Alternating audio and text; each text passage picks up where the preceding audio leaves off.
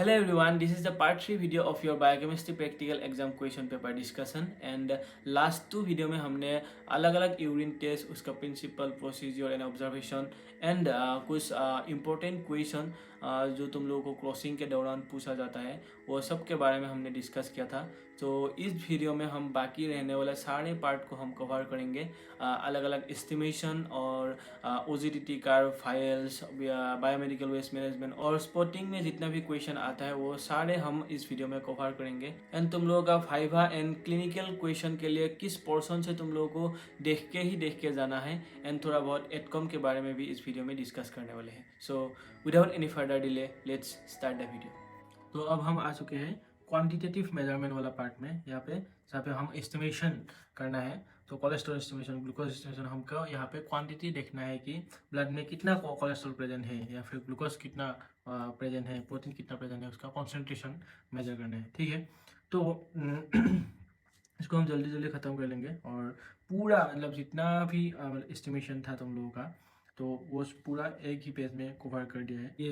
ये जो है ये वेवलेंथ है, ये मतलब कितना वेवलेंथ में तुम लोगों को कैलोरीमीटर में वहाँ पे देखना होता है। ठीक है, ये है टाइप, मतलब किस टाइप का मेथड, जो ये मेथड फॉलो कर रहा हो वो किस टाइप से है, मतलब इन पॉइंट है या फिर फिक्स टाइम है, इस टाइप से। ठीक है, उसके बाद इस किस मेथड को फॉलो करके हम ये एस्टिमेशन कर रहे हैं। जो कोलेस्ट्रॉल के लिए हम किस मेथड फॉलो कर रहे हैं, छटपट मेथड। ठीक है, ग्लूकोज के लिए गॉटपॉट मेथड कर रहे हैं। ठीक है, प्रोटीन के लिए क्या कर रहे हैं हम, बायोरिक मेथड। ठीक है, उसके बाद क्रिएटिनिन के लिए क्या कर रहे हैं, जेफिस मेथड। मतलब किस मेथड से हम ये एस्टिमेशन कर रहे हैं। ठीक है, मेथड का नाम। उसके बाद ये जो है ये वाला प्रिंसिपल का पार्ट है। ठीक है, ये प्रिंसिपल है। ठीक है, ये प्रिंसिपल है। इसी को तुम मतलब थोड़ा लैंग्वेज में बता सकते हो, जैसे कि when protein in the alkaline medium react with copper then it give a purple colour complex. ठीक है, इस टाइप से तुम लैंग्वेज में मतलब बता सकते हो।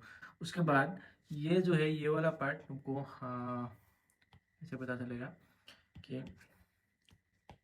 जब तुमको ये टेस्ट करना होता है तो ये ऐसे तुम लोग को एक चार्ट बनाना होता है। ठीक है, तो ब्लैंक, स्टैंडर्ड एंड टेस्ट है। ठीक है, ये ब्लैंक, स्टैंडर्ड एंड टेस्ट। यहाँ पे क्या होता है, डिस्टिल वाटर कितना लोगे, उसके बाद ब्लैंक कितना लोगे, सॉरी स्टैंडर्ड कितना लोगे एंड टेस्ट कितना लोगे। ठीक है, और यहाँ पे रिएजेंट कितना लोगे। ठीक है, तो रिएजेंट सब में 1000 माइक्रोलीटर ही लेना होता है। सिर्फ एक में ही वेरिएशन है जो बिलिरुबिन है। सो ठीक है, हाँ बिलिरुबिन, तो इसमें तुमको 500 लेना है, इसलिए मैं इसको लिख दिया हूँ।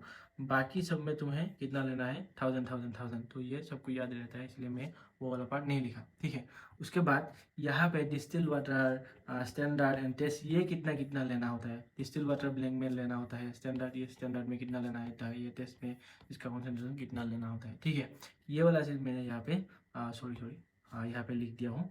तो ये है ये वाला चीज़, यहाँ पे 10 माइक्रोलीटर लेना है कोलेस्ट्रॉल एस्टिमेशन में। तो ग्लूकोज में कितना लेना है, सेम 10 माइक्रोलीटर। प्रोटीन में कितना लेना है, 20 माइक्रोलीटर।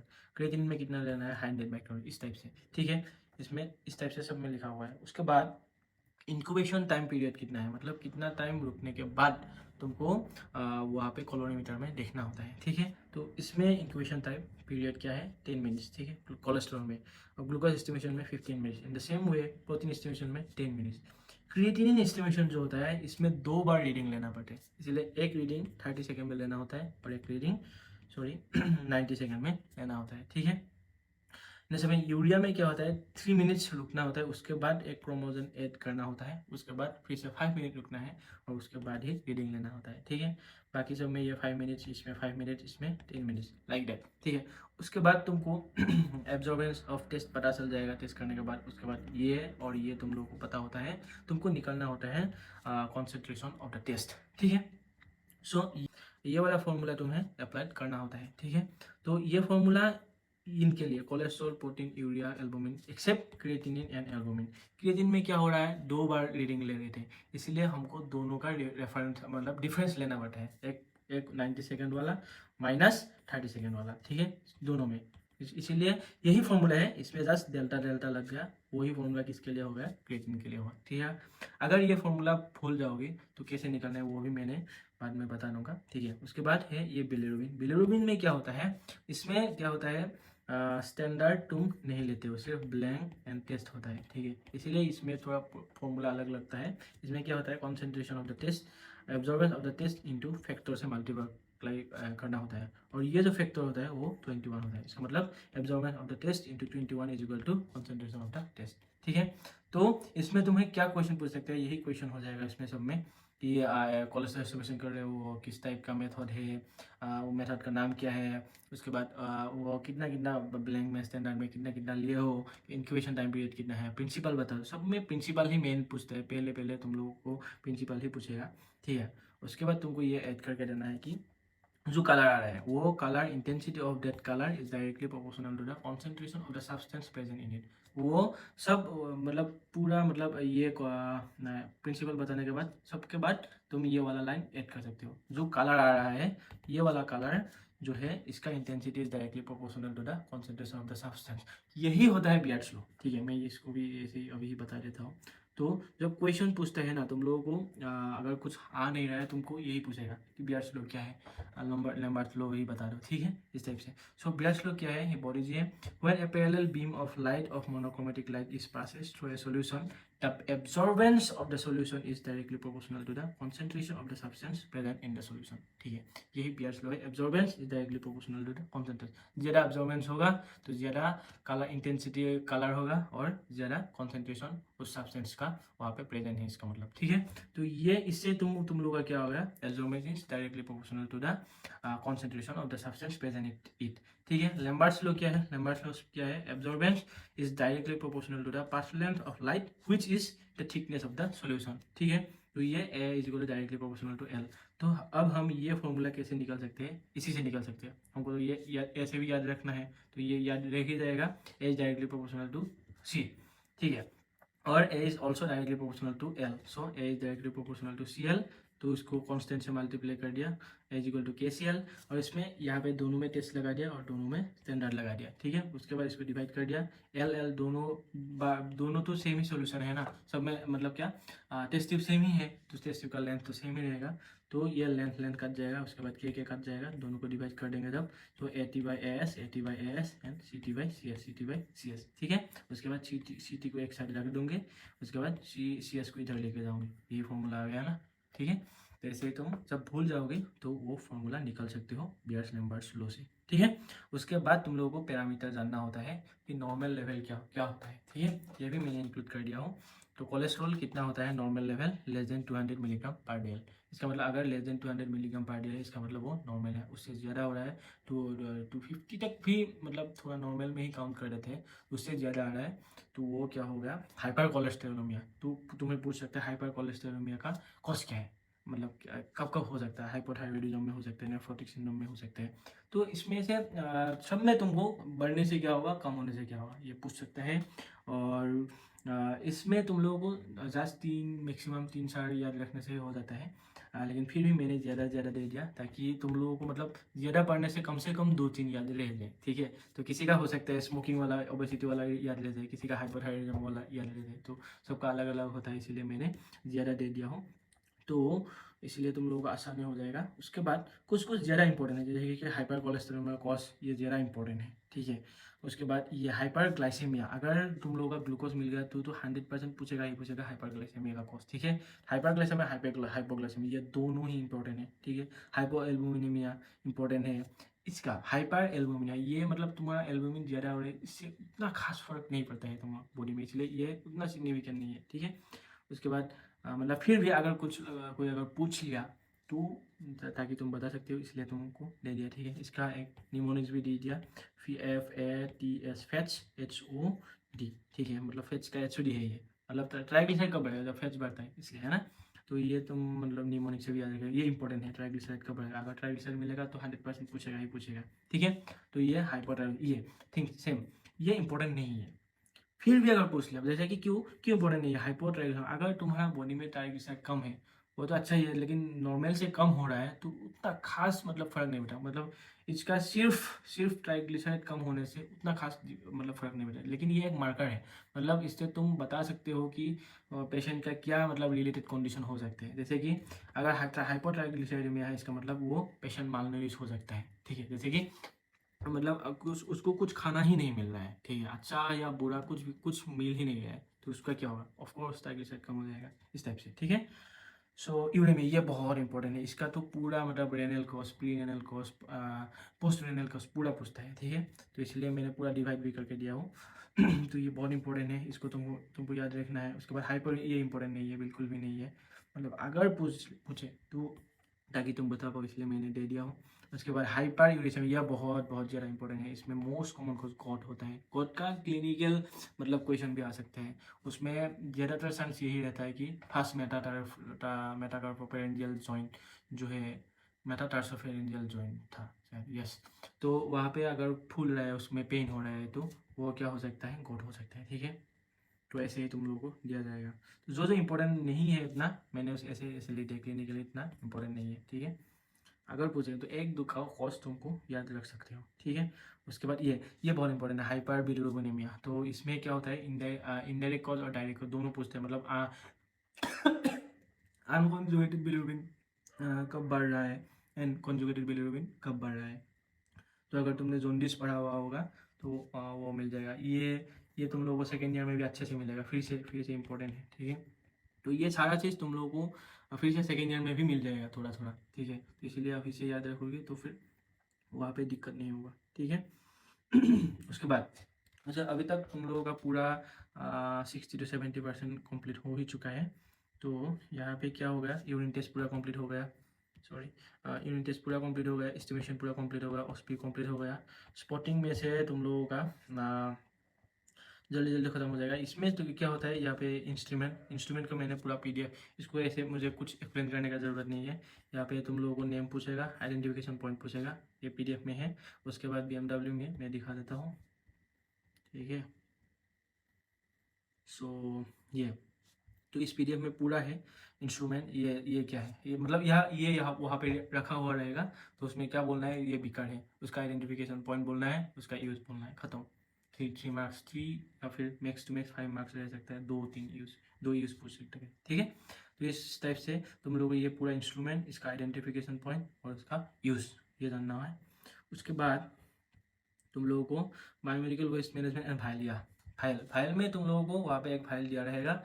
उसमें तुम लोगों को कलर क्या है, नेम क्या है, एडिटिव क्या मतलब एंटीकोआगुलेंट वहाँ पे प्रेजेंट है, और उसका यूज़ क्या है, ये तुम्हें जस्ट जानना है, ठीक है। उसके बाद इसी को मैंने मतलब अगर तुम्हारा उतना टाइम नहीं है तो इसी को थोड़ा सा शॉर्ट फॉर्म में ये भी मैंने इंक्लूड कर दिया है, ताकि अगर टाइम नहीं है तो ये देख के जाओ। ये पूरा मतलब ये मिनिमम तुमको ये जानना ही होता है, एंटीकोआगुलेंट क्या है। और इसमें मतलब वाइट रेड में तो कोई एंटीकोआगुलेंट है, यहाँ पे क्या क्या होगा, सोडियम फ्लोराइड होगा, ठीक है।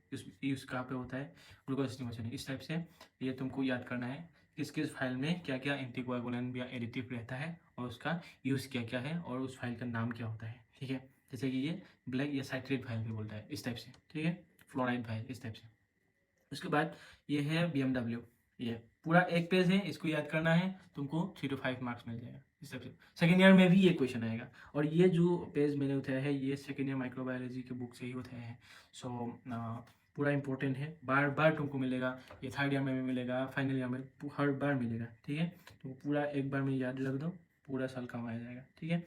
सो जैसे कि ह्यूमन एनाटॉमिकल वेस्ट, अगर तुम्हें वहाँ पे एक कुछ कपड़ा वपड़ा जो जहाँ पे ब्लड ब्लड लगा हुआ है, इस टाइप से वहाँ पे दे देगा, तो वो कहाँ पे रख दोगे तुम, योलो में रख दोगे, ठीक है। सिर्फ उसी टाइप से यहाँ पे क्या क्या चीज़ तुम रेड में रख दोगे, क्या क्या। ये यहाँ पे एक थोड़ा सा मैंने ट्रिक दे दिया है, मतलब ये क्योंकि वाइट है, ये चमकता रहता है ना, वाइट वाइट, तो मेटल भी वाइट वाइट चमकता रहता है। तो इतना मेटेलिक कंपाउंड शार्प शार्प जैसे कि निडल, जैसे कि ब्लेड, स्केलपेल, ये सब तुम कहाँ पे रख दोगे, वाइट में रख दोगे, इस टाइप से। और इन तीनों का ट्रीटमेंट जो है, ये ऑटोक्लेविंग तुम लिख सकते हो तीनों में। और ये जो फर्स्ट वाला ये लो, इसको इसमें तुम इंसिनरेशन लिख सकते हो। सो अब हम आ चुके हैं पूरा लास्ट पार्ट की तरफ। तो ये क्या है, OGTT का, ठीक है।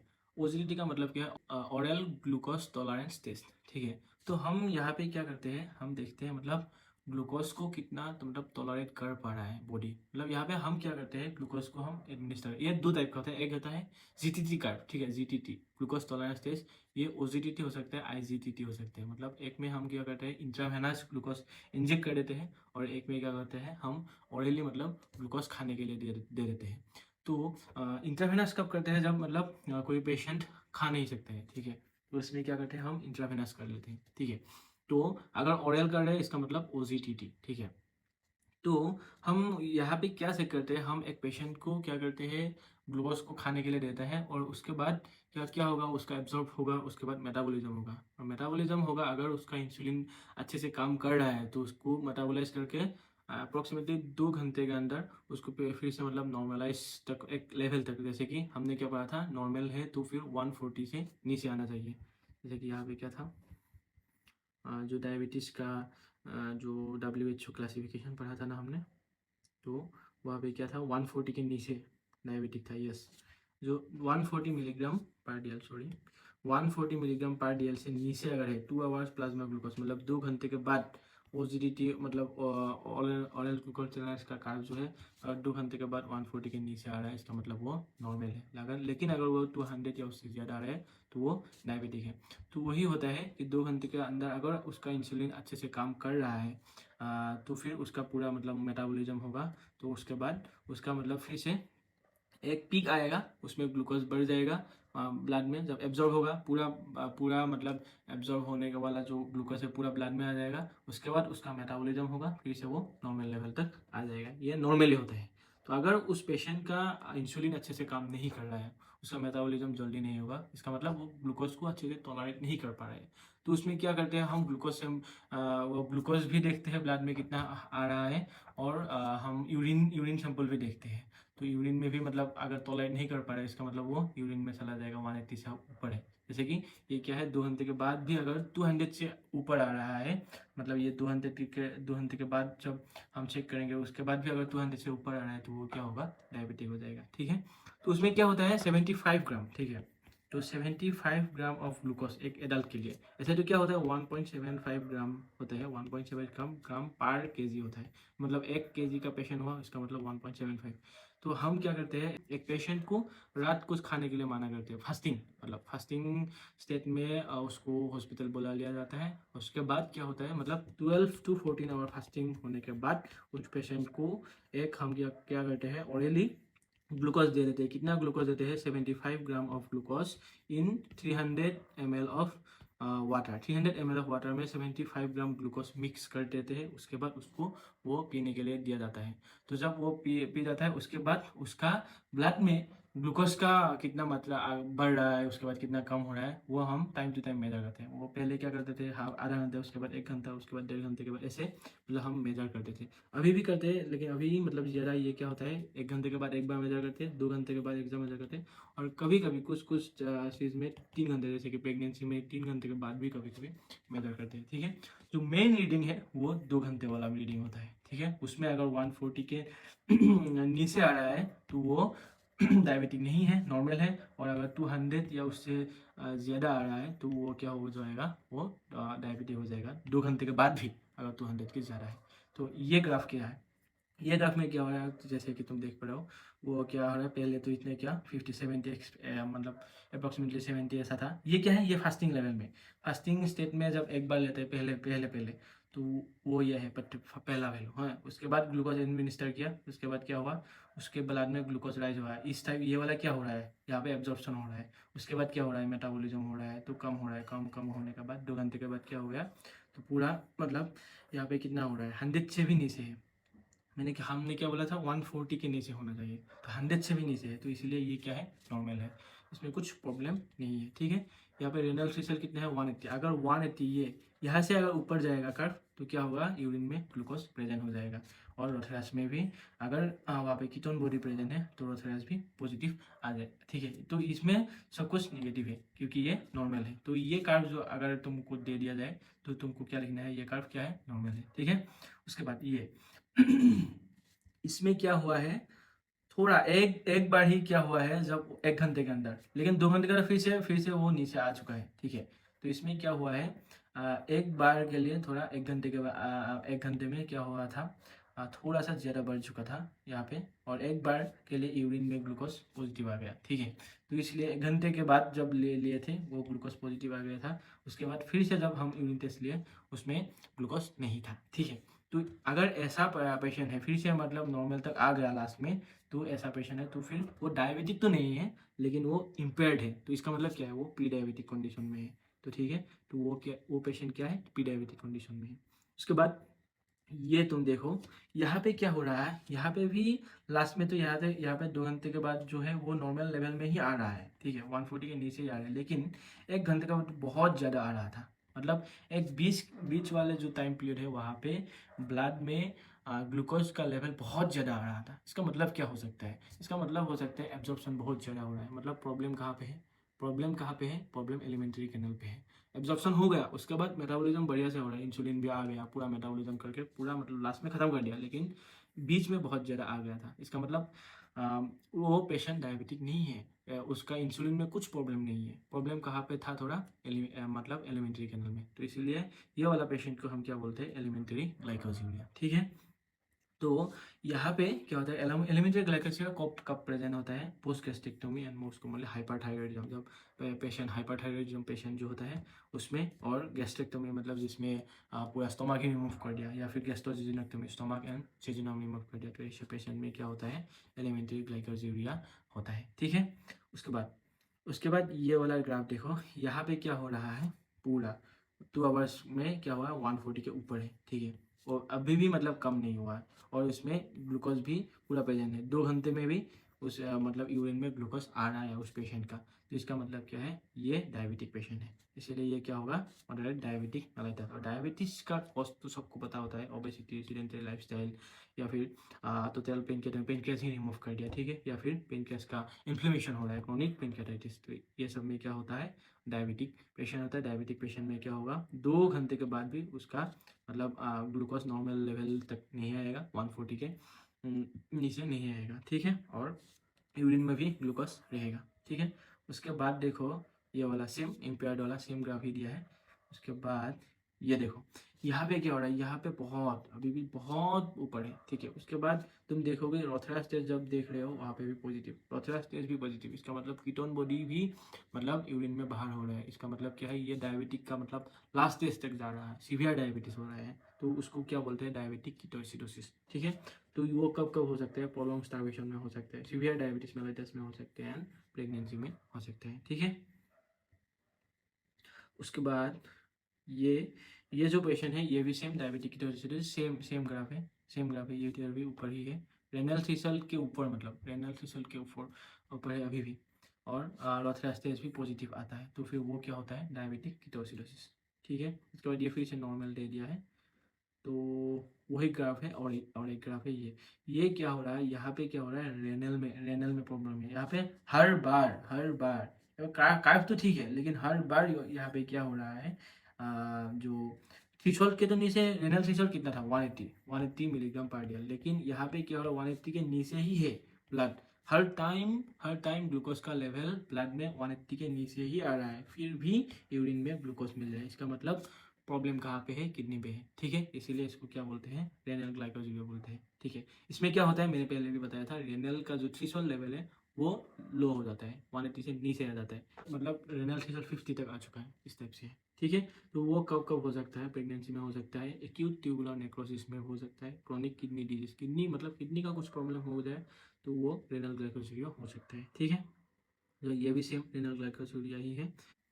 तो उसके बाद ये कर्व देखो, यहाँ पे भी सेम, ये भी नॉर्मल है, नॉर्मल रेंज में आया है, यहाँ पे सारा कुछ नील नील में है, ठीक है, थ्रेशोल्ड के ऊपर भी नहीं गया है, तो ये क्या है, नॉर्मल है, ठीक है। उसके बाद यहाँ पे ये ग्राफ देखो, ये भी नॉर्मल में है, लेकिन देखो यहाँ पे यूरिन में शुगर आ रहा है, ठीक है, नॉर्मल है, 180 क्रॉस भी नहीं किया, इसका मतलब क्या, अभी अभी जो हमने पढ़ा है रेनल ग्लाइकोसीमिया, ठीक है।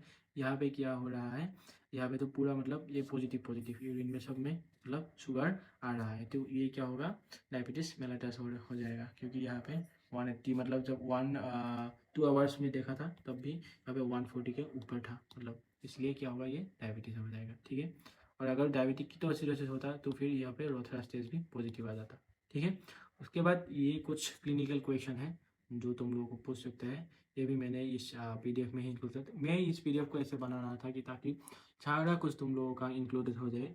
यहाँ पे कुछ क्लिनिकल क्वेश्चन है जो तुमको कॉमनली तुम्हें पूछ सकता है एग्जामिनेशन में, तो पूरा यहाँ पे ये क्लिनिकल क्वेश्चन तुम यहाँ पे प्रैक्टिस कर सकते हो, ठीक है।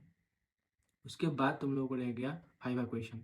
तो clinical question, clinical image based and फाइवा, इसमें कॉमनली कुछ टॉपिक ऐसे तो बायोकेमिस्ट्री में कहीं से भी पूछ सकता है, ठीक है, लेकिन जो कॉमन क्वेश्चन है जैसे कि तुमको विटामिन से तो कुछ ना कुछ सवाल पूछेगा ही पूछेगा, या फिर क्लिनिकल में रहेगा, या फिर तुमको फाइव हमें पूछेगा इस टाइप से, ठीक है। विटामिन में तुम लोग क्या पूछ सकते हैं, सोर्स, क्लासिफिकेशन, डिफिशियंसी मैनिफेस्टेशन, कब कौन सा विटामिन में क्या डिफिशियंसी हो सकता है, मतलब डिफिशियंसी होने से क्या प्रॉब्लम हो सकता है, ठीक है। तो उसके बाद जॉन्डिस, जॉन्डिस बहुत ही इंपॉर्टेंट क्वेश्चन है ये, किसी ना किसी मतलब या फिर तुम लोगों का थ्योरी में आएगा, या फिर तुम लोग का प्रैक्टिकल का क्लिनिकल में आएगा, या फिर तुम लोगों को भाई में क्वेश्चन पूछेगा, कुछ ना कुछ तो मतलब जॉन्डिस के ऊपर आता ही आता है।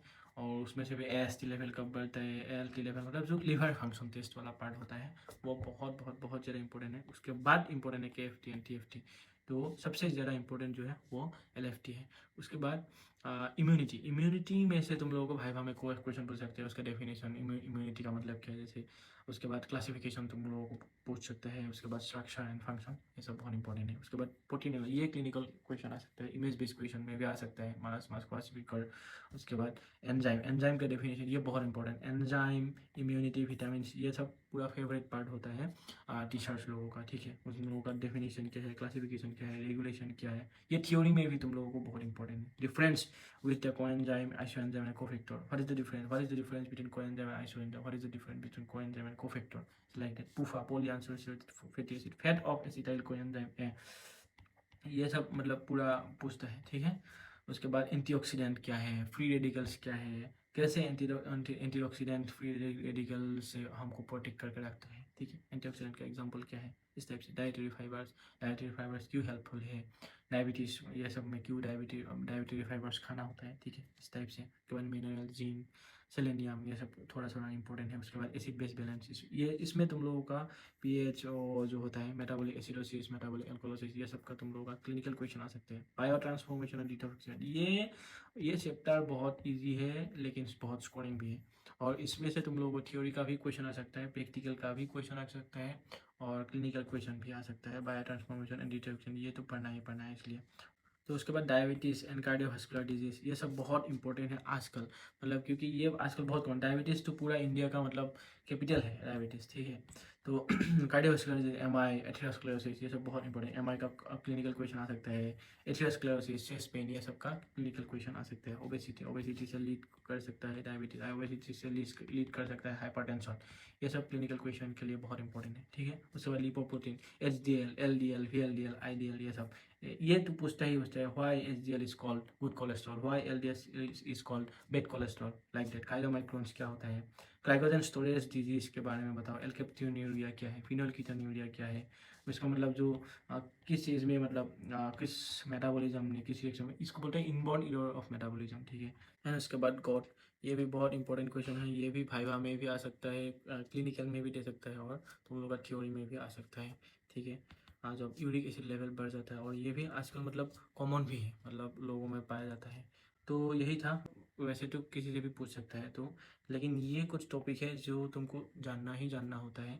तो अगर पहले ये टॉपिक पढ़ना है, उसके बाद अलग टॉपिक तुम अगर देखना चाहते हो तो फिर देख सकते हो। तो यही को टॉपिक से ज़्यादातर क्वेश्चन फ्रेम होता है, और एग्जामिनर से भी मतलब तुमसे एक्सपेक्ट करता है कि इसमें से तुम मतलब बोल पाओ। जैसे कि अगर तुमको कुछ भी नहीं पढ़ा है, तो फिर अगर तुम मतलब विटामिन पूछ लेगा, अगर विटामिन तुम बता सकते हो तो फिर तुम मतलब पास हो जाओगे, इस टाइप से है, ठीक है।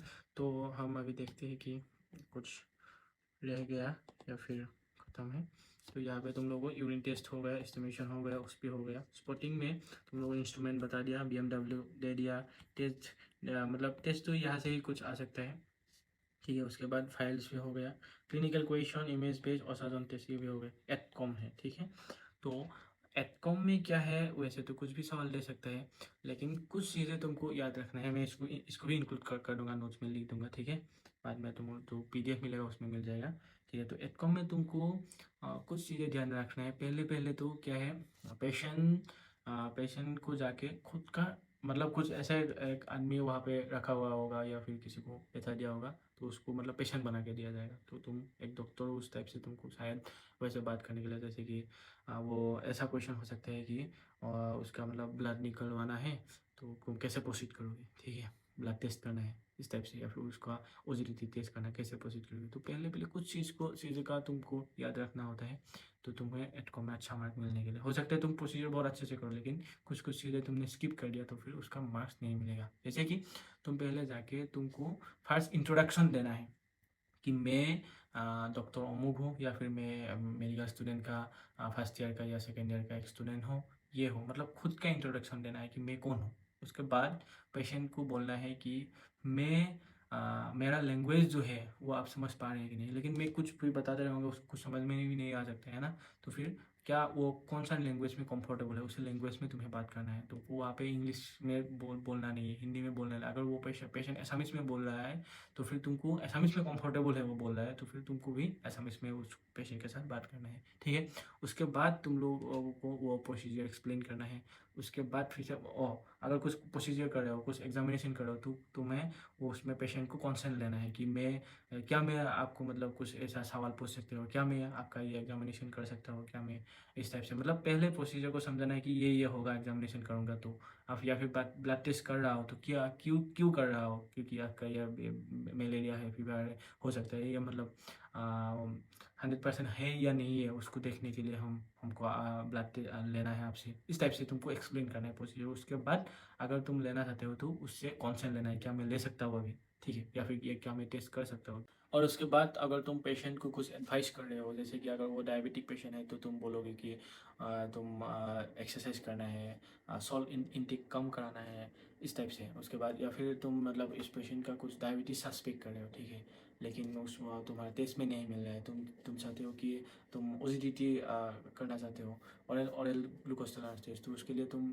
पेशेंट को एडवाइस करोगे कि आप कल आना है, फास्टिंग लेवल से, रात को खाना नहीं है, मतलब खाने के बाद सो जाना है और सुबह भी कुछ नहीं खाना है, ऐसे तुमको आ जाना है, इस टाइप से। मतलब तुम कुछ एडवाइस, कुछ भी तुम एडवाइस कर रहे हो, या फिर तुम पैरासीटामोल खाने के लिए बोल रहे हो, कुछ उसका फीवर है ये दवा लेने के लिए बोल रहा हो, ये वो दवा लेने के लिए बोल रहा हो, तो उस टाइप से उस पेशेंट का मुंह से फिर से रिपीट करवाना है। मतलब तुमको रीचेक करना है कि तुमने जो बोला वो पेशेंट समझा है कि नहीं। तो प्लीज़ आप बोलिए कि आपने क्या समझा, मतलब मैंने क्या बोला, आप क्या क्या क्या करने वाला हो, तो पेशेंट के मुंह से रिपीट करने वाला है। तो यही सब चीज़ें हैं जो तुम्हें ध्यान रखना है। अगर तुमको मेन प्रोसीजर पता भी है फिर भी तुमको एडकॉम में मार्क्स नहीं मिल सकते अगर तुम ये सब ध्यान नहीं रखोगे, ठीक है। सो यही था आज के वीडियो में।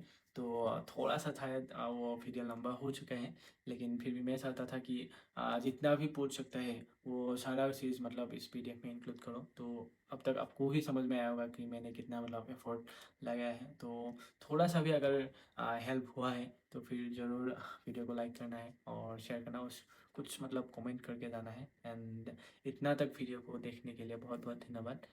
फिर मिलते हैं और एक वीडियो में। सो तब तक के लिए बाय बाय।